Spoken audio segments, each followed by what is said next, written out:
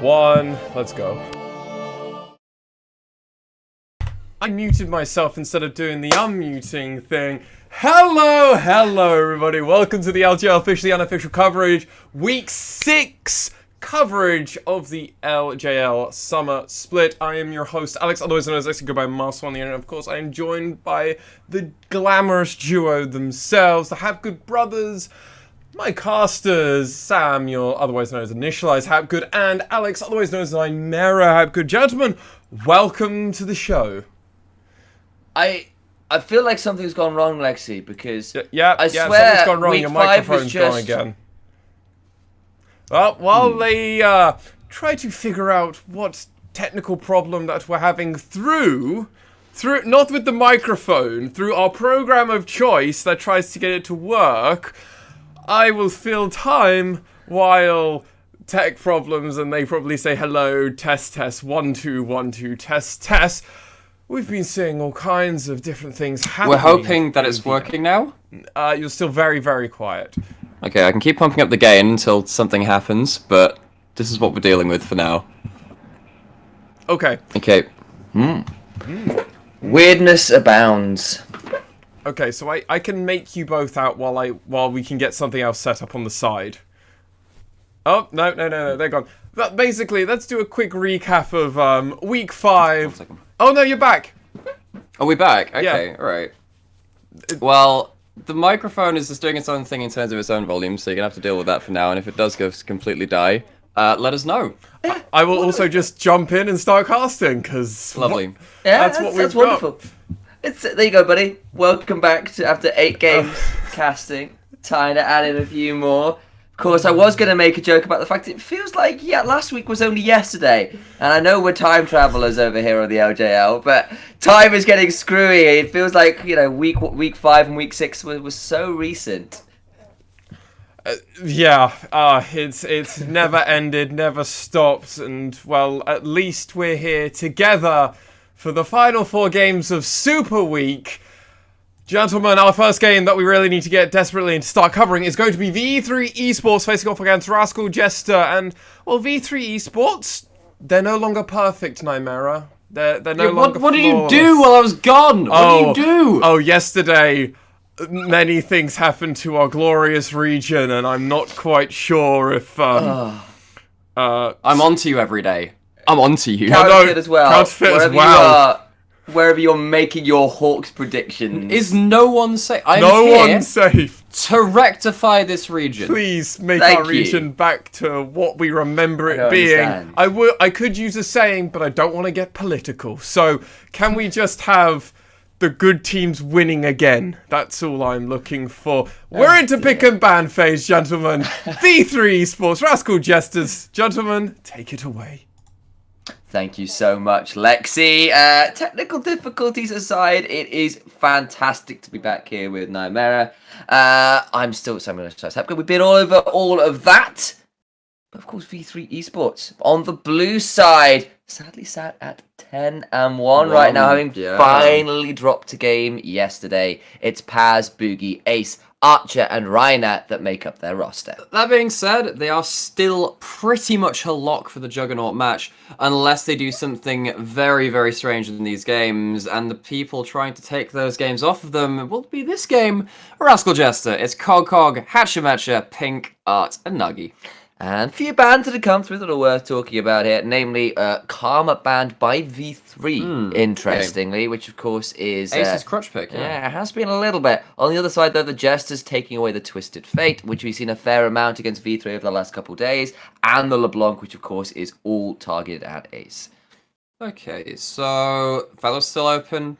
There's a couple of other picks up there as well. Wukong Volibear, Set, a number of first pick, first ban priorities. So the Othello's taken off the table immediately from Archer. This guy is absolutely nuts. And we're left seeing what V3's priorities are. If they lock in the Set, you do have that huge flex potential. It can actually be a 5-way flex roll, because if you have Senna in the bot lane, you can actually have that carry being the Set, as you were rightly saying there. So we are left with the quintuple flex from V3 potential. It's also worth pointing out, of course, as well, that Reiner is a fabulous set. I've seen some very unfair flanks made by that player on that champion. On the side of the Jesters, looking towards the Volibear. Hatchametcha picked it up twice yesterday, and Volibear in general did have 100% presence in the LJL yesterday, alongside Volibear. Oh, sorry, alongside Karma. It's like rather, and Ash. barely missed out on that. Aha! Okay. I was off doing other stuff. But hey! Do it, lock in the Draven, be that man, throw the gauntlet down, don't hover that Varus, don't lock it in. Sad times. It will in fact be the Varus, which of course is going more towards the on-hit now over in the LJL. We saw 1 or 2 of that yesterday. It's more balanced around on hit now because his damage is not only predicated by his Q and his E. They help, obviously, but I think with on-hit Varus, you max Q into W rather than Q into E, which does mean that those nerfs to the E not quite as painful to the on-hit Varus as it was to other AD to the other build. Other AD carries though, Kallista's locked in. That was nerfed on 10-13. Hasn't affected the amount of times that the LJL is playing it. I saw that DFM played it a couple of times. A couple other champions around there as well, but notably this Kallista picked up again for Archer, and he's been pretty good at linking up with Rhino with that pick. Yes, he has, and as the other thing with the Kallista is it pairs up so damn well with Set. Yep. You throw Set in and it's like, oh, I don't have to worry about being kited anymore. I can be exactly where I want to be straight from the beginning.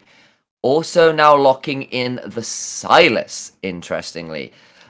Assuming mid or top, but it could, I suppose, be a throwback to that old LJL staple of the jungle as well.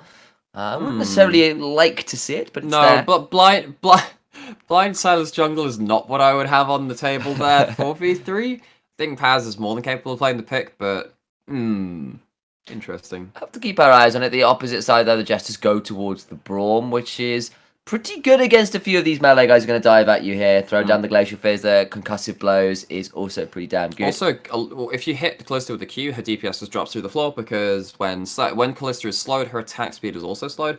Braum has a lot of those in his kit. Look, she's just not a fan of the cold, man. Like, neither am I. Don't deal with her problem with the cold. It's very rude, really. Nidalee will be the ban here from the Jesters. Don't want to give that to Boogie. And I can't really disagree with that sentiment. If you have winning lanes, which Set wins most lanes, Callista wins most lanes, if you do put them in there, then having a priority jungler with that such dominance in one side of the map means that Nidalee can just do what she wants. Speaking of that, V3, if they are still picking towards that style, want to ban out some strong laners themselves to make sure they have that solely in their advantage. So that is the Renekton gone, but that Kha'Zix, which I saw Boogie played yesterday, also taken off the table. He had a fantastic game on that versus Detonation Focus Me. Managed to come up to a few early kills, got the first blood on a fantastic counter gank in mid, and otherwise looked pretty stellar on it, alongside Once as well, who has been on a tear on that champion. Either way, won't be available this game, so we've got that final ban to go through. I wonder whether it'll be another top lane focus, and it is the Mordekaiser, and now Jesters have their first pick on the sort of second phase. What are you kind of expecting?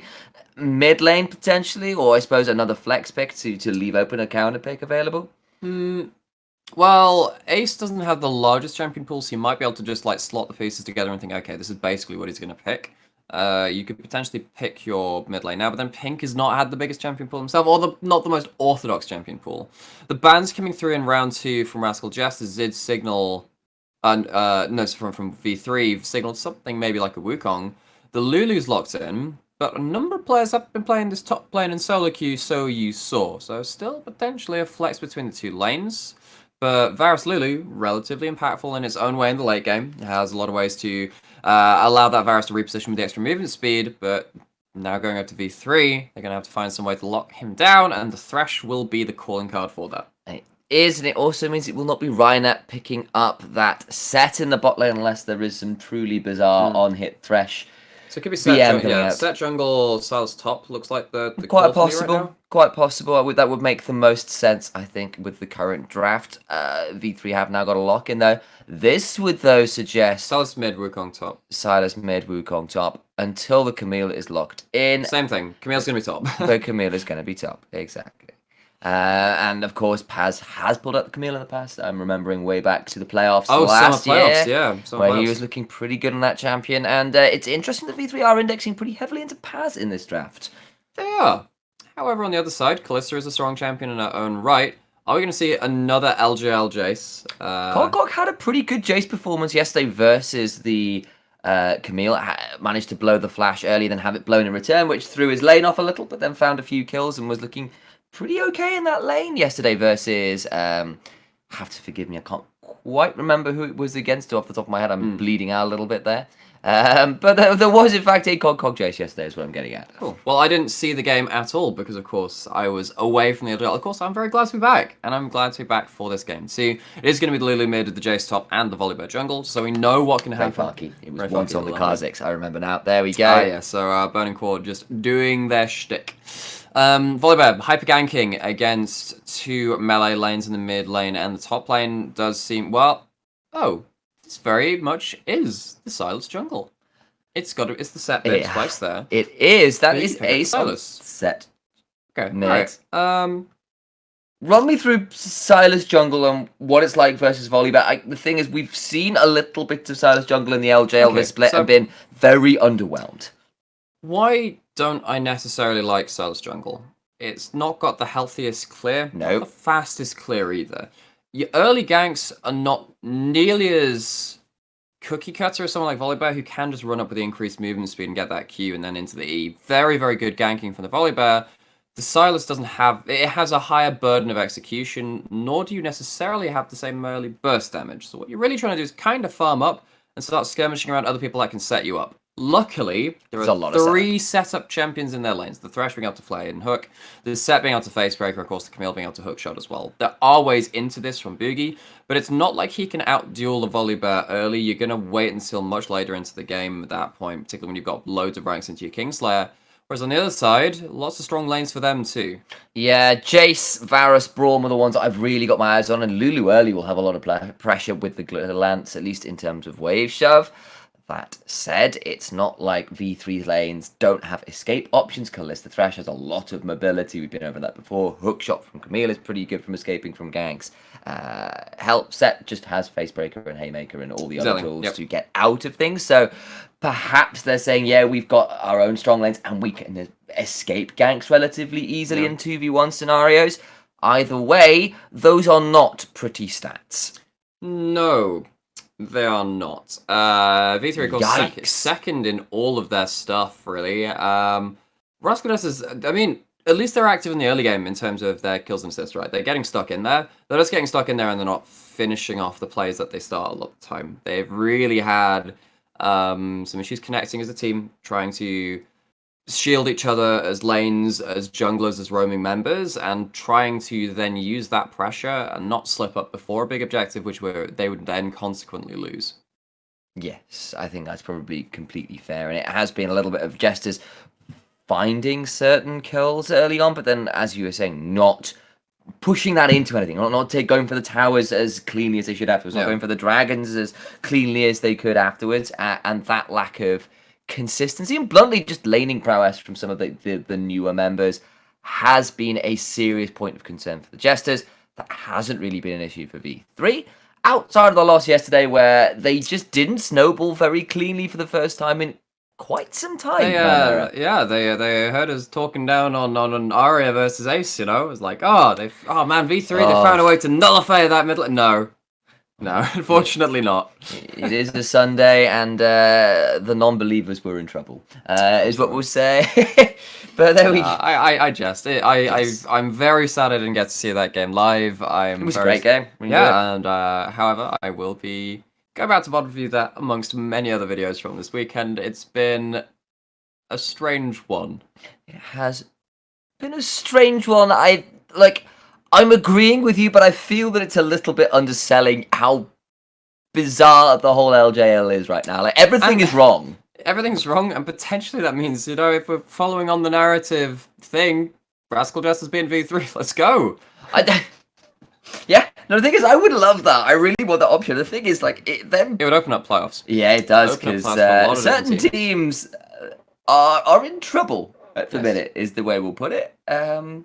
And teams like CGA on the bounce back, so they could really, realistically take first. Yeah, they could. All it takes is V3 to just drop one more game. CGA keep up the perfect record, and given the current form of both those teams, it is worth thinking about. And I completely agree. Things are not off the table yet in a way we thought they might be. We are, however, onto the Rift, and we're going to have to see how this early game plays out. Hachimecha, you need to get things started early on this Volibear. Boogie, you need to survive and hope your lanes don't die until you're 6 and can start doing things. For sure. But then the problem is, if you're trying to just survive, can you prop up Camille, or is Paz going to win that lane? Because it is somewhat of a skill matchup, but the Jace can very much run over the early game. And then the Volibear running in as well. If Camille dies early, you really are quite distressed about your top side of the map. Because a lot of that pressure will then start leaking into other areas, because you're going to start losing turret play. It's going to have Jace coming in for the objective fights with a lot of damage around the poke side of things too. And you don't really have a lot of people that want to tank that up. Yes, and to touch back in on that Sylas as well, like remember the last time we saw Sylas in the LJL, it was Hoglet Sylas that went down a flame horizon in the jungle. It was not pretty healthy. He was down 5 levels. 5 levels, Alex. That's, yeah, well, once has done that quite a bit, distressingly. Yes. Like, I have been so impressed with Once this year. Obviously not in this game, so I don't want to dwell on him too long. But for me, he's been the contender with Boogie as the other carry jungler. I agree. Yeah, I agree. I think that Blank has had his moments. I think that he's not necessarily the carry jungler in the same way, but that guy's really had his own mark on Sengoku. Boogie was given a really good leash there. He's going to go Red Krugs, then over to Raptors, get that level 3. I don't know whether he'll have to recall after that point. But then we are left to see what's happening in these early lanes. We're left here with the 2v2. We are left with the 2v2. Kalista, Thresh, notoriously powerful in lane, so we'll have to see how that goes. Sylas is around the bot side, and that is a Twitter vote. It is a Twitter vote, and all ye non-believers, well, you're going to be in for a bit of a show. V3 have still been dominant, make no mistake. It wasn't necessarily just them yesterday. They were tangoing with a team that loves to fight, and they did get a bit outfought, but today they are looking to return to winning ways. Yeah, and the AI bot is surprisingly fairly in favour of the Jesters here. I think a lot of that's because of the Varus being let through. Varus, Lulu, and Volibear have all got relatively good stats across the world. So Varus, as you're saying, it is going to be the on-hit. Lethal Tempo's there. It's been a long time, buddy. I haven't seen you there. But I've missed on-hit Varus. I do genuinely enjoy that champion. I think it's... The ult attack sound, if nothing else, is just so damn satisfying. And just it's very satisfying when... just the animation as well. It feels like you're actually drawing a bow and firing at someone, just like the exaggerated movements. But, yeah, and what that does mean is that Varus will eventually get to the point where he has, like, Blade, and maybe something like a Bloodthirster too, and he might actually be able to survive the initial engage, and if he does, then he will lifesteal like a person who lifesteals a lot of things. Clean phrasing yes, there. I was like, well, I can't say that word. So Varus will eventually get to the point where if you can peel for him, get that Braum in front of him, he might just be able to run over the back end of some of these fights. And we know that Art loves to do that on this Varus. He's done it on this pick way back into spring. He was the first person to pick up that champion. And Boogie basically doing red quadrant into blue, managed to get top scuttle ahead of Hachimecha and has managed to roam down to get the second scuttle as well. That is a huge coup for this jungler that should have had no pressure in the river. And a lot of that came from Pink being very scared to push up into Ace just because of that gank potential. Now we've got Boogie seeing that Gromp respawn, but looks like he knows that Hachimecha will be back up on the map. Probably wants to recall at some point, get himself some items, but not before he goes bot. That was the sweeper in there to try and spot it out, but it's already too late. That is the double flash out of the Jester's bot lane, and it will be first blood to Archer. They knew it was going to happen with the sweeper. They were like, it's going to be somebody in the bush. And they just walk into it. I'm guilty of it, but wow. All of it starts from just the best timed hook from Reiner. He knows his jungler's there. Lanterns him in means that he doesn't have to use that E even for the gap close, and it meant that Rascal Jesters were left wanting for another flash. In fact, as I describe what happened, we're going to see it again, which is the cardinal sin of knowing that a replay is coming up. I should have known that. Hook lands, he's trying to clear a ward, and the double flay Ignite goes down very early. The shield's not enough, it doesn't last long enough. Archer, of course, and the Kalista able to follow up with a lot of damage early into the game. It's an easy kill, and it's only for the Ignite blown. That is very high efficiency from V3. And we know that Archer is a wonderful, wonderful Kalista, but I will raise you, Reiner's Thresh. This man can do no wrong on that champion. I don't think I've seen a laning phase where he hasn't landed a good double flay. Oh, for sure. This guy is a real prodigy. I've very much enjoyed watching this guy this year. In fact, on one of our podcasts very recently, of course, go check that out. That's our first plug of the day. We were asked a question by one of our lovely members of our community saying, well, who is your favorite LJL or Japanese player? And I said, okay, if you're talking about the LJL, RF for me, I love that mid laner, he's great. But if we're talking about the natural Japanese scissors, it's that guy who just threw out the Phantom Lantern trying to bait out that gank. It was Reiner, and yeah, things looking really good in this 2v2 now. They're even going to deny the cannon after that Lantern. That's the power of the mind games you can have with Thresh. Just so annoying, and like, obviously, we know what Reiner can do with the Thresh. We know that what happens when you've got that XP lead early on. The Berserker Greaves to Longswords is the kind of the big difference in that bot side. The big thing with Archer there, though, touching on the tier 2 boots, he has so much extra follow-up because of the range of his jumps has been increased. That's Kallista's passive. When you get tier 2 boots, you jump further every time you auto-attack. Yeah, and just that mobility and the ability to follow up is so strong. And bluntly, attack speed on Callista is just a huge stat up in general because you get more spears for more end damage. I really want Cottontail Callista or Battle Bunny Callista. It would be very entertaining. It would be great. It would be wonderful. Yeah, but that or Spoink. Spoink Yes. the Callista. But is that what it's like?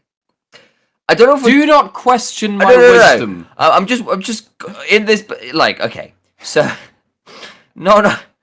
Not to disparage your statement, because like Seems pretty disparaging right now, Sam. Just throwing it out there.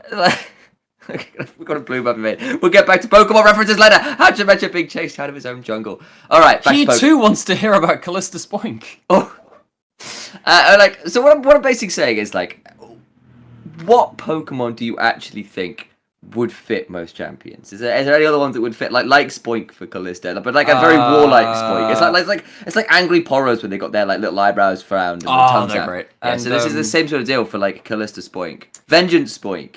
Well, I think we've got Ursaring over in the jungle. For that's true. Angry Bear that, or there's a couple of things. There are a lot of bear Pokemon. Yeah, I think Ursaring's probably the right group. It's Angry Bear. Angry Bear, And he's got massive upper arms too. He's been working out. He has been, as have the team of V3. They've really been working out the split. They've been showing their muscle, and they've been showing their muscle in the laning phase too.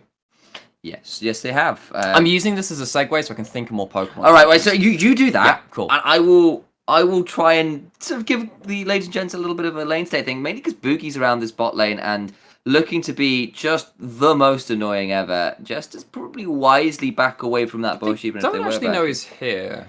Yeah, they don't have any suspect. vision anywhere, and that you can see their pink ward is in their tri-brush, not in the river. But this is a really dangerous moment for Rascal Jester. Here we go. That's Fate's Core. It's got level 6. Oh! Again, they're going to throw as much damage out they can. The stolen Chains of Corruption came out to sort of keep Art in place, and they will get Art this time around. It forces the teleport out of pink, but it was too little, too late. And V3 find a second gank in the bot lane, and they're back to winning ways. And that gank was Milotic because it was all up on the beauty meter, coming in with the double Fates called double Flay, stolen Chains of Corruption. That could not have gone better. Wonderful to watch.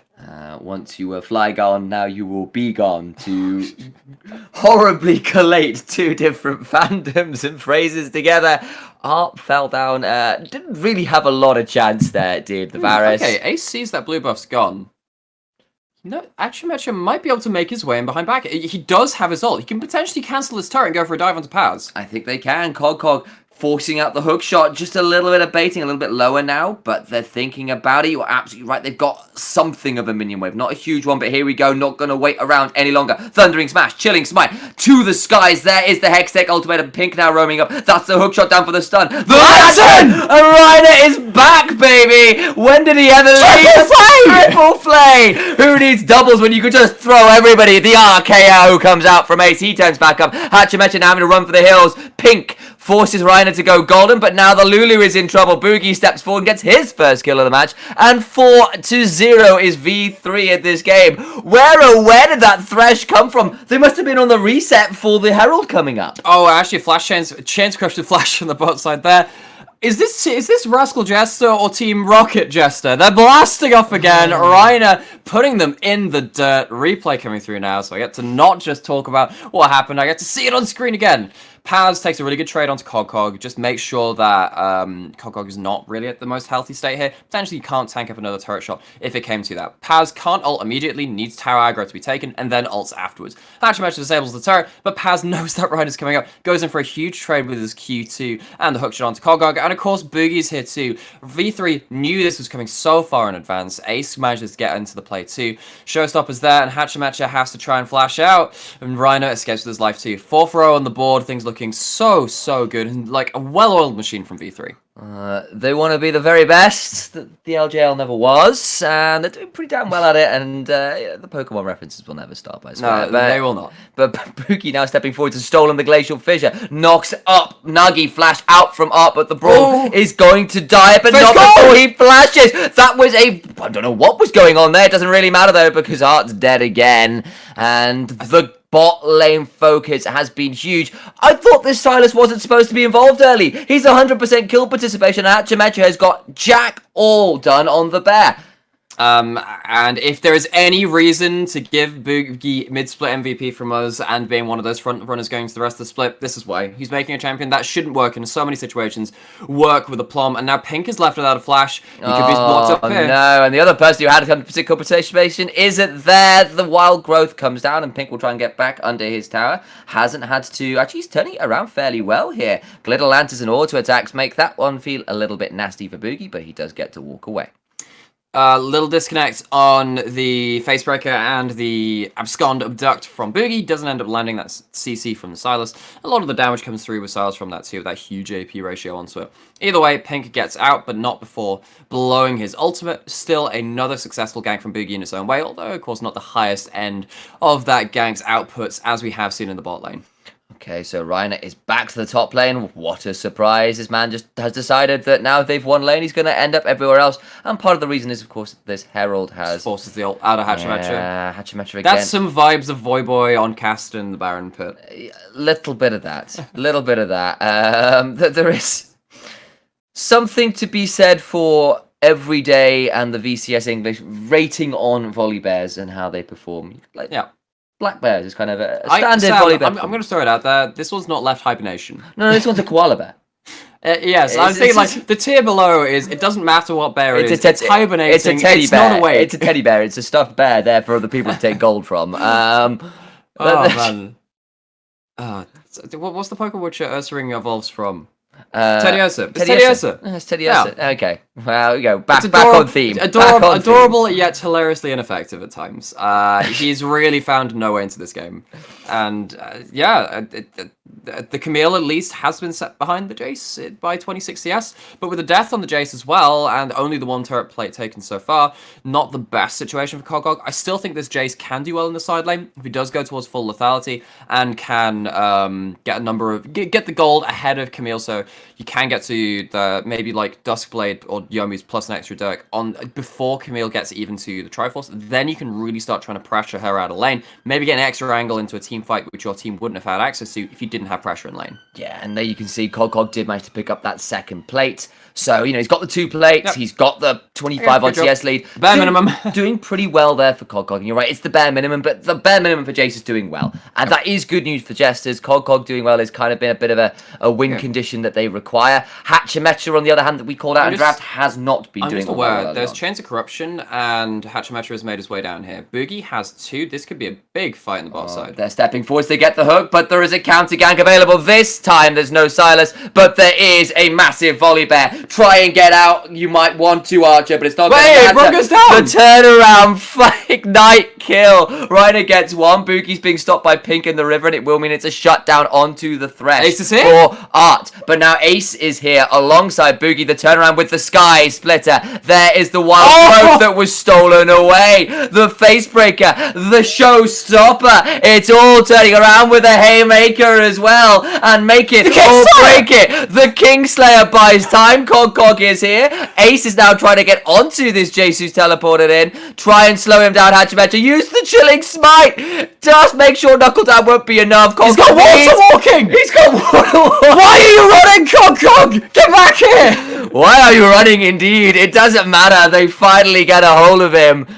302 is Ace on set. He's managed to get a 20 CS lead in a ranged matchup in mid lane. Oh, what? And what a fiesta at the bot lane. I could hear the Brazilian carnival music from over here in the UK. The hook lines and hatching matches here. And I guess, okay, so it's a good turnaround. At least Archer goes down relatively early, but not before getting that double Fates call and a whole lot of damage across the team. The Ignite comes down, and Braum is down very early into this fight. That's very important, because in these very scrappy fights, if you can apply the Braum passive, he does have a lot of value.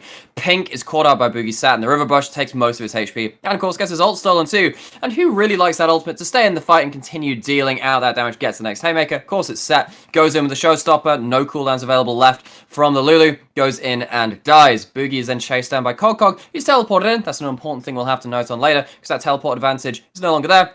And the other important thing is that at the end of this play, Cog also dies. The Phase Rush, the Tier 2 boots to none, and of course the Water Walking allows Ace to shut down Cog, kills him off, and it means that actually Paz managed to get something done on that top side. I actually don't even know if he managed to get some... Flash hook shot and the Hextech ultimatum. I'd love to have given you a chance to speak, but it doesn't matter because they're all dead. What are you talking about? I looked away and nothing happened. Yeah. Paz did manage, it looks like, to get some turret plates in that one-play bot lane when he was left alone on that top side. Now he gets himself a kill to participation. As the Triforce, that's going to be a dead tower. Yeah, and 3-1 and 6 is the Silas. I thought he wasn't supposed to be doing things early. What is this? 2 Drakes and now first Herald as well. He has stolen not only the ultimate, but also the jungle pressure of Hachimachi. Yeah. Genius. How has he done this? Dark technologies. Beyond science. Yeah, this is far beyond science, and also far beyond bot lane. Alright, there is a change of corruption. Face call! Oh, they've stopped the tower, but here comes the teleport. The box comes out as well. Pink throws the wild growth on himself, but the growth will not save him from the Ren. Turn around now onto the Camille who teleported him to die. But Ace in the backline does only get the face breaker onto Nagi, trying to find the showstopper potentially, but that is a good use of the concussive blows. Showstopper now forwards. Double kill for Archer. Reiner finds a hook and a flash forward for a flay. That is a triple for the Callista, but there will not be a quadra because the retreat comes in from Hachimecha. And if you're asking where's Boogie, he has more important things to do right now, namely that mid lane outer turret is his quarry. It goes down. The Herald was summoned, taken on that top side after that top lane play. Of course, Cog is there to defend the second turret, but not before the charge comes in. Oh, man alive. Well, maybe we can finally check in with the gold, because it's pretty huge. It's 6,000 gold. It's just over 15 minutes. Let's go over this dive. What a mess. You're using Chains of Corruption. Good job. You're using onto the person with the Fate's Call. That means they can disengage. That is completely useless. Paz then overextends in his own right. They don't have the Lulu on their team. Good turnaround by Hachimecha and crew to make sure that Camille, of course, goes down before she can put out any more damage with that Triforce Spike. It does buy enough time, however, when they stand and shoot onto that Camille for the rest of the team to show up. Archer goes down. Pink goes down as well. And that is a 3-for-1, all things said and done. It is, and actually quietly here, Art trying to pick up 3 kills for himself as well, which is good news. It'll be the experience, which is really hurting from the 4 deaths compared to the 1. That's the level 10 to level 11 discrepancy you can see, but at least for Art, he is getting some kills and is therefore at roughly item parity. But the turret going down in top and bot is the big gold maker difference. There's a Spirit Visage on Silas. This isn't even going for Protobelt. This is going for the more tanky initiating style. I quite like that. We'll see if that works out in this team fight. Yeah, Hachimecha going forwards, trying to find anything to go with, but then Boogie finds the Abscond Ducks. He goes in with the Stolen Volley Bear ultimate, and the Stormbringer is being out-thunderstormed here. Stealing your lightning, one might say. Now Boogie stepping forward, trying to get something, but he can't quite do it. Nagi goes golden, but it's only a moment. The hook shot comes over the wall. Precision Protocol will claim the life of Pink, and now Cog runs for the hills, and Jace Brighthammer ain't looking so bright in this game with the rest of the Jesters. He's not. He was even in gold before this fight. Paz coming down after spending some time top lane farming, gets another kill. I'm pretty sure this Camille is now ahead, so you know what we were saying about Jace? Oh, okay, maybe he can end up doing some stuff with the item disparity of Triforce to lethality. Doesn't end up working out that way. This is just going to be a team fight game. There's no space to leave these side lanes alone. There's no outer turret taken from Rascal Jester yet. There's no objectives taken from Rascal Jesters yet. They're losing every fight. V3 are in the ascendancy. Rascal Jester on the ropes. Mountain Soul Mountain Soul Point rather at pre-20 minutes. 3 turrets to none, 15 kills to 4, and 7,000-ish gold in the lead. There is the item purchase order for Silas. You can see go straight towards that jungle item completion of the Runic Echoes, then pretty much rushes parts of the Protobelt before going to the Spirit Visage. Well, no, the Kindle Gem... Oh, of course, it does go into yeah, Spirit Visage. You're absolutely right. Yes. Yeah, the Kindle Gem goes into that. But he has a finished codex just to get himself up to 40% CDR. So you'd get 10% from Blue Buff, 10% from your item, 10% from Spirit Visage, and then you can just add that Phoenix Codex in. And you have yourself your 40% overall, which means your Kingslayers are on very low cooldown. Set doesn't need the mana either, so you can keep that blue buff. Yeah, he still has gone towards Sork Boots. He hasn't thought that he wants to go towards Tabi or any of the more defensive choices. Of course, he doesn't need to. Boogie still wants to do damage even when he is pseudo-tanky. And his gold is more than making up for his choices. 8,200 gold. He's actually out gold. He has more gold than both his solo laners right now. And has more than anyone else in the game. But of course, Archer on his team. That's huge. That's ridiculous. Dude, that's so ridiculous. You're on like a mid-game jungler. This is not meant to happen. Well, this is something, isn't it? I was going to make a statement here about how maybe Jessica can find a way back, and maybe they can. They've got a Varus with a Lulu behind it, and we saw what Art in games that seemed unwinnable could do with a Varus behind, but the Chains of Corruption's come down. You're absolutely right. That is another double flay. Reiner has never thought about 1-for-1 bonuses. He is a shopping extraordinaire. He likes his get one freeze. And speaking of free, that'll be another kill under the turret. Cog flashes back down the bot side. And you're absolutely right. Silas abscond, abducts the life of Cog. It's a full team ace at 21 minutes underneath the turret. They're going to push to end. They're going to push to end. They don't need Baron this game. They have a wonderful Baron taking team because they can, of course, with the tank Silas and the set, tank up while the Kalista stacks up the Rend, while the Camille has something to do on the other side of the map. They're in position to do whatever they want. They're playing with their food. Alright, let's go over this replay. This is turret tier 2 into turret tier 3 into everyone dying. Big things here. Hachimechi used a lot of his basic cooldowns right at the start of this fight, so he doesn't even get to run in with a Q. He's just sat here doing absolutely nothing, and he can't peel for his AD carry. He has his ultimate, but it's too little too late. As you're saying, Reiner hitting a wonderful flay and all the CC he needs to. He actually had himself... Wait, did he get himself like 2 kills there? I'm trying to remember. Anyway, no, I guess not. Boogie ends up hitting the E and his W, of course, at the end of that. One of the big things about Silas and how Silas just ends up regenerating through fights is if he's close to you and you can't kite him out, he's going to get another W up, and with that 40% CDR, like we were saying, he does a lot of damage with it. 7-1 and 7 is the Kalista, 6-1 and 9 is that Silas, and 3-2 and 13 is Reiner's Thresh, who has been on an absolute tear in this game. Tell you what, I'd be really hard pressed to pull out a game MVP if you asked me, but luckily we're not in the habit of doing that so much. We give ourselves over to the weekly rankings, trying to get the average between the two games. And, because, yeah, this has been a whole team. It's an ensemble performance from V3. This game doesn't work out if Reiner doesn't set up so well in the bot lane. It doesn't work out if Boogie's not path there in the first place. It doesn't work out if Paz is not outplaying top lane, and of course, it's not working if Archer and Ace are cleaning up these fights so damn well. And they're going to try and clean up a Baron and clean up the game. Well, this could end it all. Baron will be spotted on a far side alteration, but Ace over the back trying to buy time, buy space. He certainly can do. He is a very tanky set. We've got Art and Nagi stepping forwards, but Nagi will find a Silas and regret that. Boogie now over the wall with the showstopper goes Ace. Boogie goes in with the Stormbringer one more time, and he is significantly more threatening than Volibear ever could be. It's already too dead. It's Art in the cage. Now there's another Facebreaker. Pink flashes over the wall. Hachimecha follows, but now he is one tiny squall versus the thunderstorm that is V3 in this game. When all goes dark, there'll be a fox, or in this case, a lady with blade legs. Don't follow it. It's very scary. She'll follow you, though. That's a really terrifying Camille now stepping forward. Hachimecha will get the stun with the Thundering Smash. Has maybe got room to outplay with Smite heals. Paz struggling, but the true damage from the Precision Protocol is just bloody obnoxious. And Hachimecha steps forward for another stun. But there is the bicycle kick to slay the Volibear.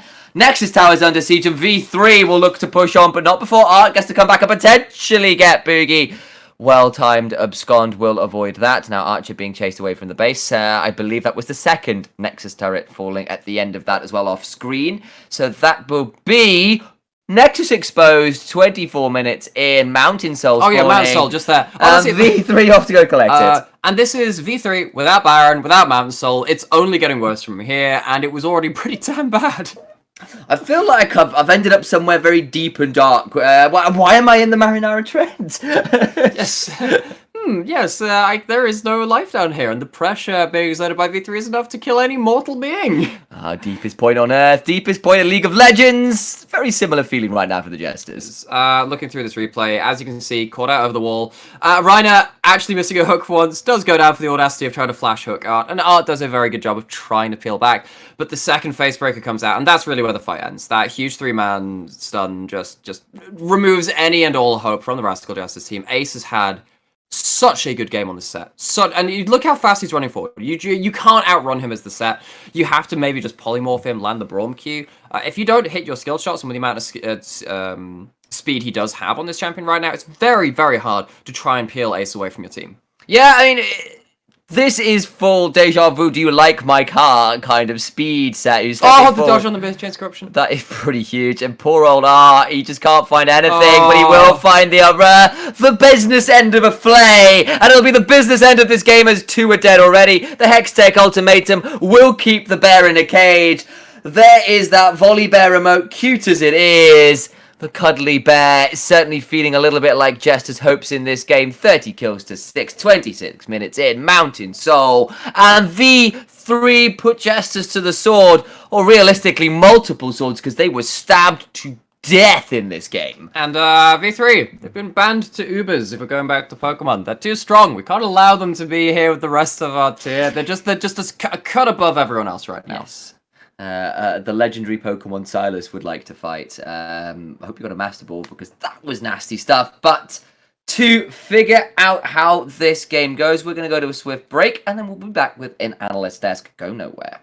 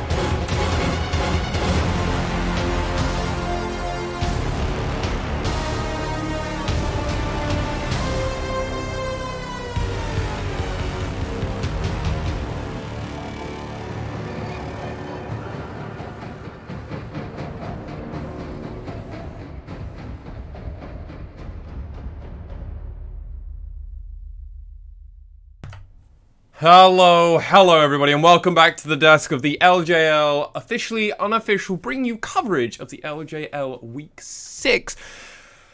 Gentlemen, we just witnessed V3 Esports face off against Rascal Jesters, and I don't know if it was fair to call it a face-off, more as a John Travolta film that we all try not to remember too fondly.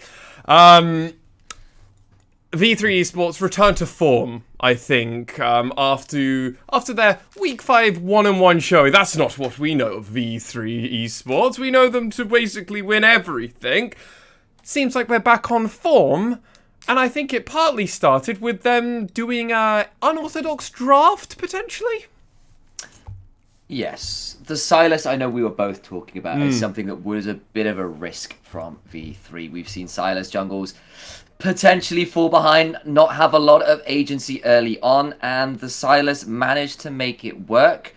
Pretty much off the early clear. He went for a swift red side clear into blue buff, into Scuttle Crab, where Hatchemetcha went for the greedy full clear. It meant that Silas, well, Boogie's Silas, got the Scuttle Crab, got to roam across mid lane, get the second Scuttle Crab, and get a massive coup in the early game, getting to level 4 and both Scuttles, with Hatchemetcha having nothing to say about it. Importantly, it was also the topside Scuttle when his top lane was losing in priority too, because Jace does push in the Camille, so it was always going to be at Camille's turret. The Scuttle was already gone, so when Hatchemetcha turns up and says, oh, Boogie would never have been here, he was already there. He took it, goes bot side, goes to where he's strong on the map, and you can't contest the second Scuttle, because Rascal Jester is so damn strong in the early game. Yeah, and through that, they were able to really force the advantage. Let's then talk about that top lane dive, Nymera, that actually happened. It was a roam dive, and walk us through it. So, after a huge play had just happened bot lane, and there were a couple of kills going up to the side of V3, Hatchemetcha went up towards top side, tried to steal blue buff. And then he was still on that side of the map, and was tried to get something rolling for his Jace, because as I was talking about a little bit earlier into the game, this Jace could be the key to victory for Rascal Jester, because you can pressure out the Camille pretty much the whole game, particularly if you get ahead of her in items. They go for the dive, but Ryan is already there. Boogie turns up shortly afterwards. The dive turns to absolute garbage. It just, everything is on fire, and they don't manage to get out with any kills. They blow so many summoners and ultimates they wanted to use slightly later into the game in a more opportunistic fight. Like, Hatchemetcha has to ult out on the Volibear to escape. They lose 2 kills, they lose, and a lot of that gold goes over to the Camille, who they were trying desperately to shut down. That's it. Pretty much game's over from that point. You've lost both sides of the map. And then, if it wasn't already over, the nail was firmly put into that coffin when there was a 4v5 down at bot lane initialized, and, well, Camille didn't turn up. They just funneled a bunch of gold, and Nymera just told us, and then they're like, nah, don't need it. Don't need it. We got Boogie. It's fine. Oh, yeah. Oh, yeah. Ace also wants to say hello to the team. Go on, walk us through it. So, as some sort of pretext, credit to the Jesters for trying to find something. You know, Sure. They were falling behind. They were bleeding out across the map. This was kind of a play to try and do what the V3 have been doing to them and try and just wipe out a lane as best as they could. They go for the turret dive. They use the Stormbringer from Volibear to cancel the turret, having used Chains of Corruption onto Rhino, who gets Fate's called, which means the Stormbringer doesn't land onto the Thresh either. They turn it around, the teleports come through, and then the retreat is on for Jesters. But at that point, the Wild Growth is stolen by Silas, who's turned up, who uses it on Set. Set then RKOs people back into the squad with this massive amount of HP to his name, gets massive Facebreaker difference as well. Yes. Cog teleports sort of at this point when the Jesters realize it's all going wrong, we need the extra support. He does manage to help get a kill onto Boogie, who was surviving a long time with the Kingslayer, but then effectively everyone else is dead, and there is sort of like that, you know, that nightmare sequence where you're running down this long corridor and there's that evil monster sort of slowly walking behind you. PT, Not like, slow. He's not slow. I'm getting and real like, no PT matter how vibes. fast, yeah, and no matter how fast you run, how many times you change between hammer and cannon like form your when feet you're are using slipping on the floor. acceleration gates, you can't outwalk this Set, who has basically got the ultimate heel turn from this ridiculous champion who just wanders down the river and punches Cog in the face. It's like, well, I have all these speed ups, and it means absolutely nothing. Bashes him in the head. And let's do last 2 quick points that we need to cover here. What does this mean, really, for Rascal Jesters moving forward in the standings? Their opportunities for playoffs. Both of you, feel free to take this point. So, I already didn't know the expect- info, but yeah, we didn't expect Rascal Jester to win this game. Sure. No. But given how the standings are getting close, there is only one more week after today. Week 7 is the last week until tiebreakers come in case we have those. They're set at only 2 wins, and that means that they're going to have to pick up a minimum of 2 from their last remaining 3 games. That's going to be hard. They don't have an easy strength of schedule, and although you could argue that with Rascal Justice, there isn't really an easy strength of schedule left for them because they do have that losing matchup versus most teams. They really need to get an upset win. They were looking for one here, they didn't get it, and now they are very much in hot water. Absolutely. And, however, though, V3 looked like they were all on point. They were playing as a unit. Positive stuff, right, Initialize? Yeah, I think it's more back to form, and I think the set genuinely looked very good for Ace. Actually managed to find a pretty significant CS lead and roams against the ranged Lulu, which should have been able to bully early. And part of that I will put out there is that Pink isn't all that good and has made a lot of other mid laners look significantly better. Yu-Gi-Oh looked like a god on LeBlanc, this mid laner from Burning Core, who's largely been kind of middle of the road. Yeah. Like, this is the kind of thing, but even so, set looked good. It enabled the Silas jungle, which also looked pretty smart and was played around very well. So V3 back to winning ways, and a couple interesting bits of spice to the draft in terms of champion picks, even if it does play into their general play style. Absolutely. Well, with that all said, we're going to go on a very quick break to reset ourselves after the return Whatever to that form was. from V3. Return to form. Can Rascal Jester pick up a win, or is the loss streak only going to continue? We'll find out right after this break, where they'll face off against Crest Gaming Out. Don't go anywhere.